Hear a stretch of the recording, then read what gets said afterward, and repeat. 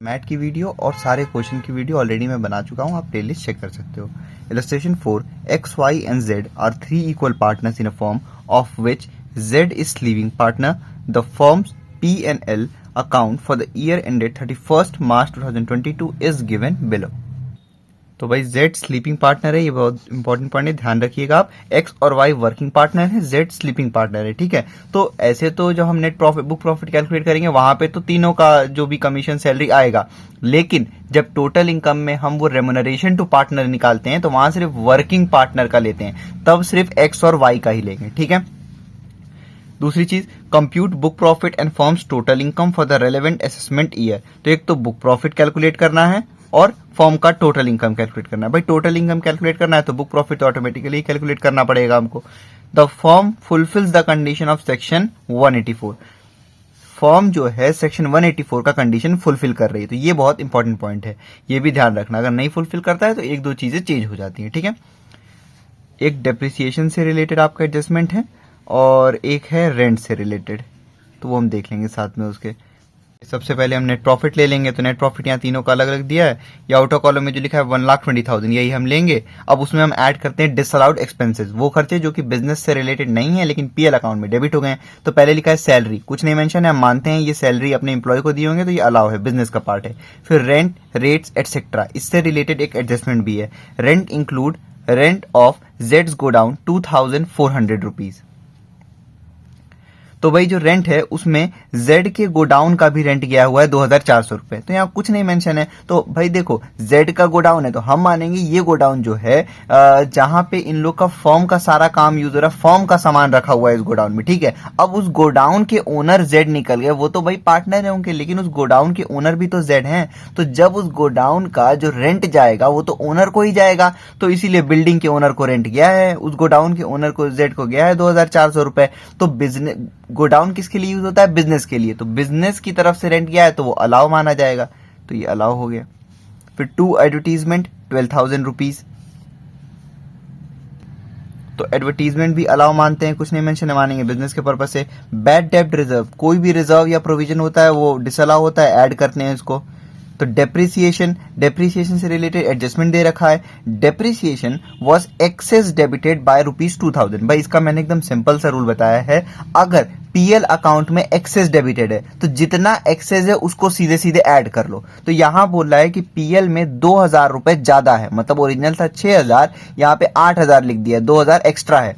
तो भाई एक तो सिंपल सा रूल कि सीधे सीधे आप क्या करो, नेट प्रॉफिट में 2,000 रुपए यानी कि एक्सेस डेप्रिसिएशन को ऐड कर लो। एक दूसरा तरीका क्या होता है, जैसा कि बुक में किया है, तो दूसरा तरीका ये होता है कि पीएल वाले को ऐड कर लो और एडजस्टमेंट वाले को लेस कर लो, तो भी आंसर वही आएगा, ठीक है।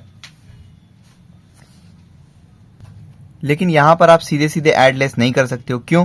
क्योंकि जैसे देखो यहां पे क्वेश्चन नंबर 11 जब हमने किया था बुक में, तो इसमें भी डेप्रिसिएशन लिखा हुआ था यहाँ पे अंदर कितना, 8,000 रुपए, और एडजस्टमेंट में दे रखा था 5,000 रुपए। ये 5,000 क्या है? डेप्रिसिएशन बोला था।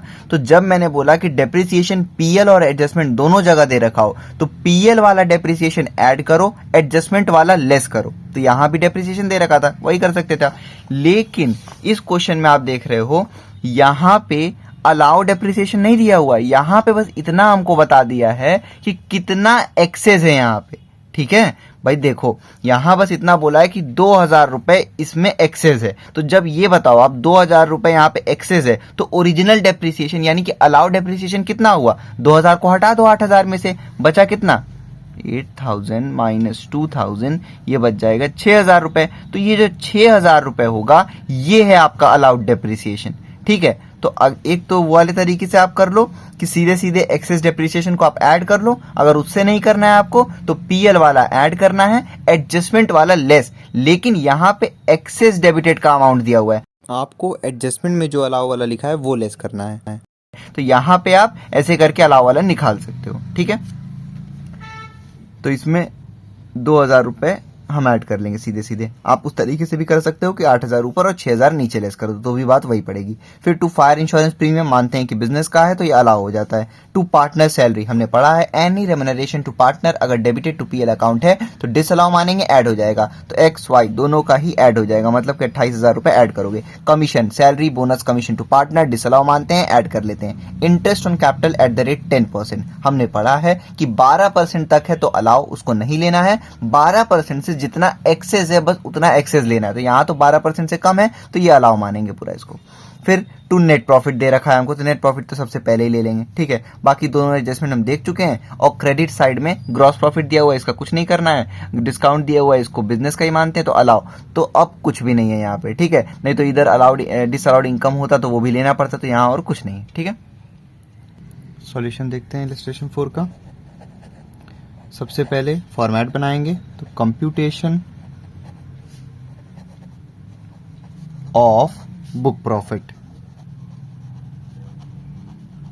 फिर जो भी असेसमेंट ईयर है वो आप लिख लो यहां पे।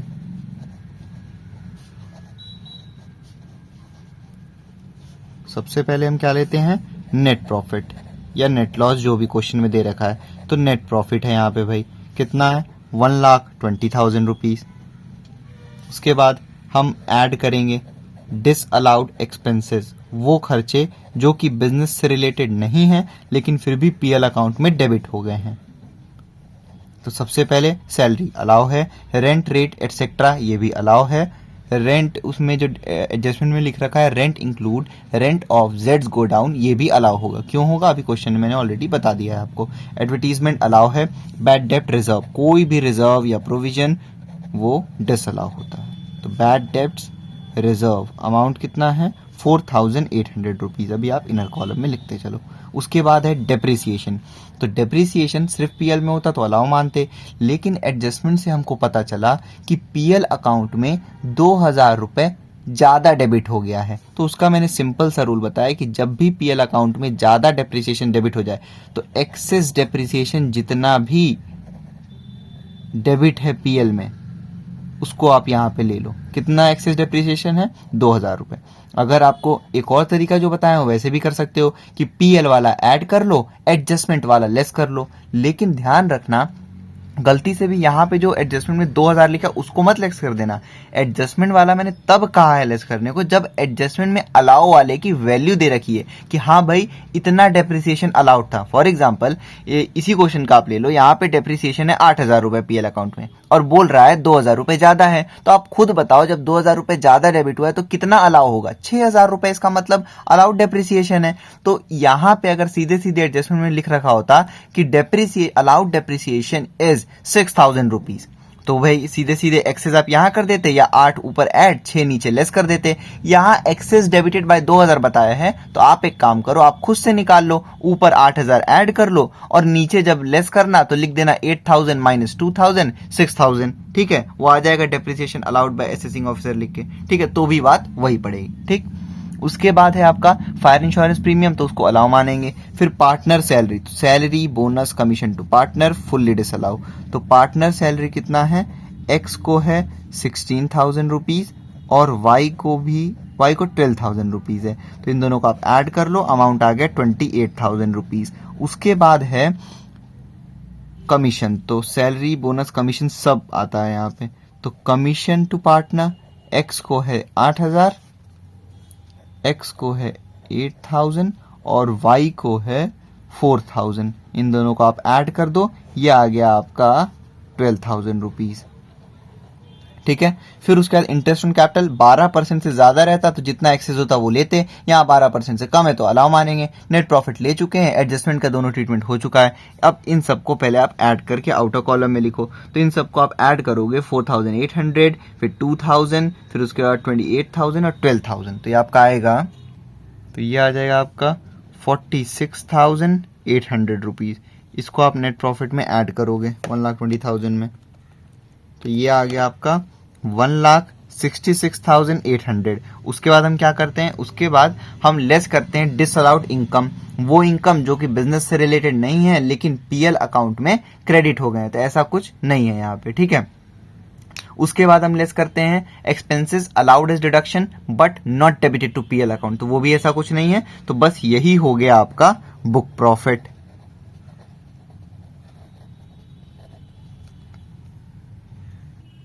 अब हम कैलकुलेट करेंगे टोटल इनकम, तो कंप्यूटेशन ऑफ टोटल इनकम, फिर जो भी असेसमेंट ईयर है आप वो यहां पे लिख दो, फॉर द असेसमेंट ईयर। ठीक है, सबसे पहले हम क्या लेते हैं, बुक प्रॉफिट। अभी हम कैलकुलेट किए हैं, अमाउंट कितना आया है, 1,66,800 रुपीज। ठीक, 1,66,800 रुपीज। उसके बाद हम क्या करते हैं, हम लेस करते हैं डिडक्टेबल रेम्यूनरेशन टू पार्टनर। आता कैसे है वो, लीस्ट ऑफ देम। पहला लेते हैं हम actual remuneration to working partner. ध्यान रखना, बुक प्रॉफिट में हमको वर्किंग है पार्टनर, स्लीपिंग है, उससे मतलब नहीं है जब हम net profit book profit calculate कर रहे होते हैं। लेकिन यहां टोटल इनकम में हमको वर्किंग पार्टनर से ही मतलब है। ठीक, और स्टैट्यूटरी लिमिट। तो भाई ये बताओ, क्वेश्चन आप पढ़े होगे तो देखोगे लिखा है Z इज स्लीपिंग पार्टनर, इसका मतलब कि X और Y जो हैं वो हैं आपके वर्किंग पार्टनर, तो केवल उनका रेम्यूनरेशन आएगा यहाँ पे। ठीक, तो भाई क्वेश्चन में दे रखा है सैलरी दिया हुआ है XY का 16,000 12,000, ये आएगा। कमीशन दिया हुआ है X और Z को, तो X का तो कमीशन आएगा लेकिन Z का कमीशन नहीं आएगा। क्यों, क्योंकि Z एक स्लीपिंग पार्टनर है, ये नॉन वर्किंग पार्टनर में आ गया, इसलिए वर्किंग पार्टनर नहीं है। ठीक है, तो यहां पे बस आएगा आपका, देखिए यहां पे आ जाएगा आपका salary to X and Y plus commission to X, बस यही आएगा। ठीक है, Z वाला कमीशन मत ले लेना वरना गलत हो जाएगा। तो सैलरी टू X और Y कितना है, 16,000 12,000, तो वो हो गया आपका 28,000 सैलरी, और कमीशन कितना है 8,000। तो आप यहाँ पे 28,000 ये हो गया X और Y की सैलरी मिला के, और Z का X का कमीशन मिला लोगे 8,000 रुपए, तो ये आ जाएगा टोटल 36,000। ठीक है, तो आप यहाँ पे लिख लो 36,000 रुपीज। ठीक, तो actual remuneration to working partner आ गया। Z का क्यों नहीं लिए, क्योंकि Z स्लीपिंग पार्टनर थे। ठीक, अब उसके बाद हमारा काम है हम स्टैट्यूटरी लिमिट कैलकुलेट करें। तो यहां हम हेडिंग डाल देंगे स्टैट्यूटरी लिमिट। एक साइड में आप लाइन खींच लो, इसका सिंपल सा फॉर्मूला है भाई, on first 3 lakh of book profit. Book profit के पहले 3 लाख का ट्रीटमेंट कैसे होता है, 1,50,000 या फिर 90% ऑफ फर्स्ट 3 लाख। तो आपकी बुक प्रॉफिट की वैल्यू कितनी है, 1,66,800। तो ये तो पूरा ही अमाउंट पहले 3 लाख के अंदर आ गया ना, तो फिर पहला 3 लाख यहां पे लिख दो जो कि पूरा ही अमाउंट है।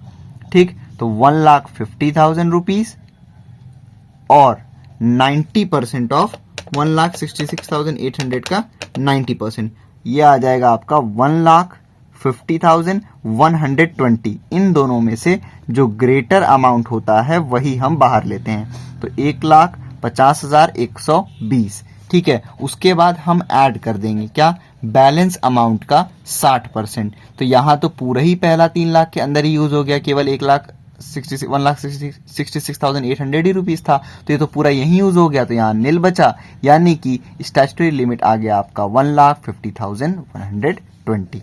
तो statutory limit under section 40B,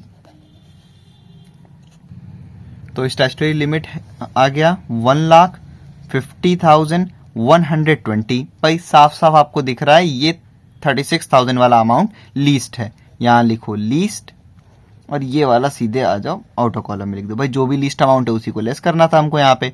अब हम 36,000 को लेस करेंगे बुक प्रॉफिट में से, तो 1,66,800 माइनस 36,000 रुपीज, ये हो गया 1,30,800 रुपीज। ठीक है, तो बुक प्रॉफिट में से जब हम ये लेस करते हैं तो ये क्या आ जाता है हमारा, ये आ जाता है आपका बिजनेस इनकम। बिजनेस इनकम के बाद हम क्या करते हैं, हम ऐड करते हैं अदर इनकम। कोई भी दूसरे हेड का इनकम अगर है तो वो तो नहीं है यहाँ पे, तो नील लिख लो आप। तो ये हो गया 1,30,800 रुपीज, ये आ गया ग्रॉस टोटल इनकम। फिर हम लेस क्या करते हैं, हम लेस करते हैं deductions under section 80C to 80U।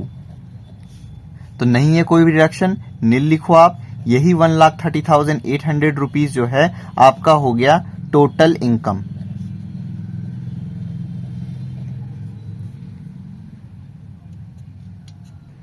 इस क्वेश्चन ने बस टोटल इनकम तक ही पूछा है। मैं आपको एलोकेशन ऑफ इनकम और टैक्सेबल लायबिलिटी भी निकाल के दिखा दे रहा हूं। तो भाई एलोकेशन ऑफ इनकम या कह लो टैक्सेबल इनकम ऑफ पार्टनर्स, तो इसको हम सिंपली 3 पार्ट में डिवाइड कर देते हैं।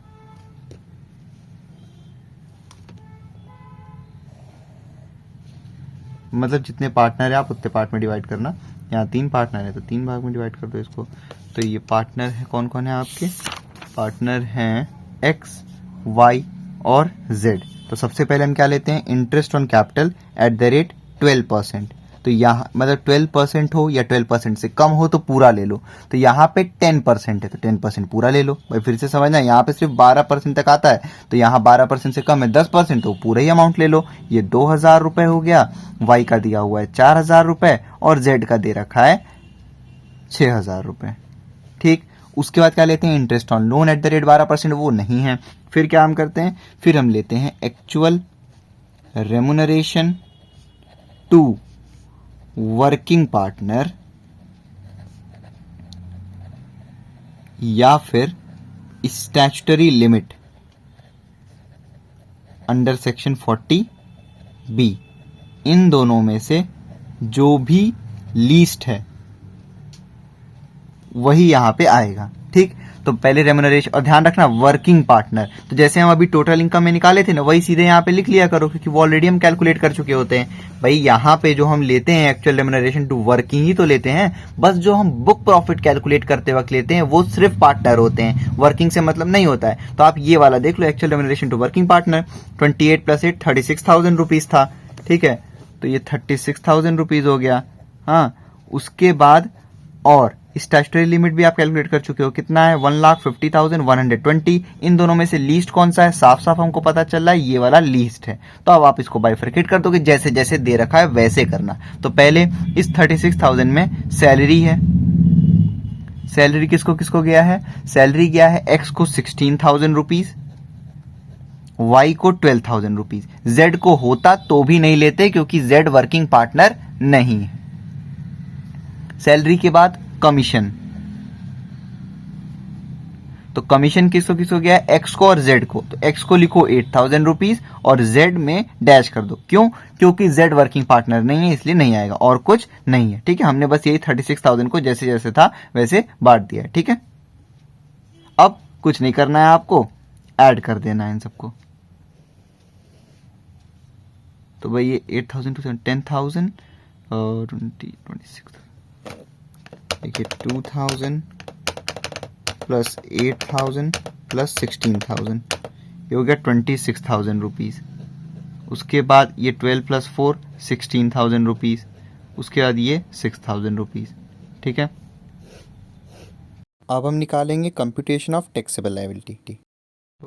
कंप्यूटेशन ऑफ टैक्सेबल लायबिलिटी, फिर जो भी असेसमेंट ईयर है आप वो लिख दो यहां पे।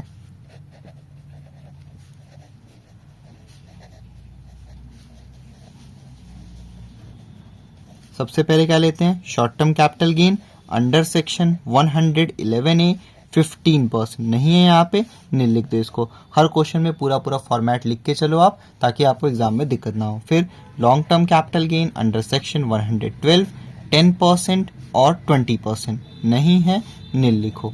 फिर उसके बाद long term capital gain under section 112A 10%, इसको आप नील लिख दो।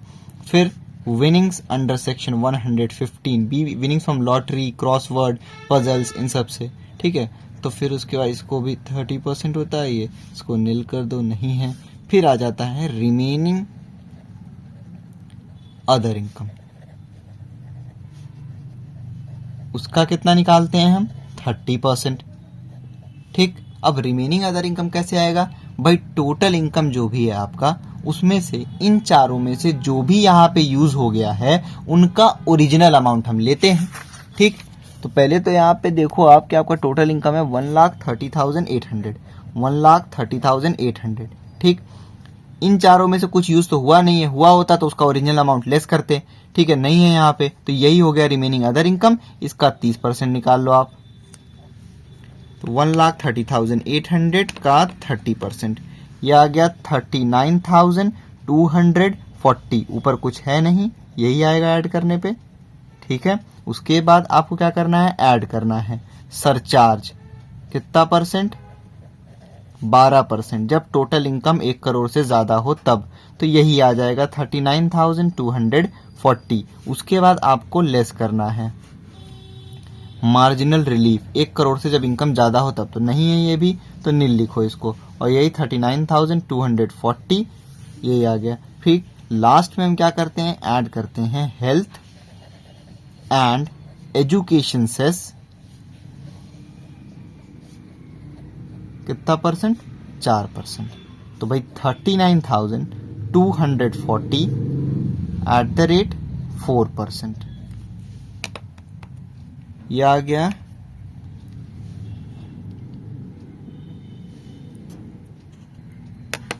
1,569.6। इसको आप ऐड करो, 39,240 प्लस 1,569.6, यह आ गया 40,809.6। तो हम क्या करते हैं, टेंस प्लेस पे राउंड ऑफ कर देते हैं। भाई ये 9.6 है, तो ये 9 के पास है कि 10 के पास है, भाई 10 के पास है, तो इसको राउंड ऑफ करो टेंस प्लेस पे, ये आ जाएगा 40,810 राउंड ऑफ करने के बाद।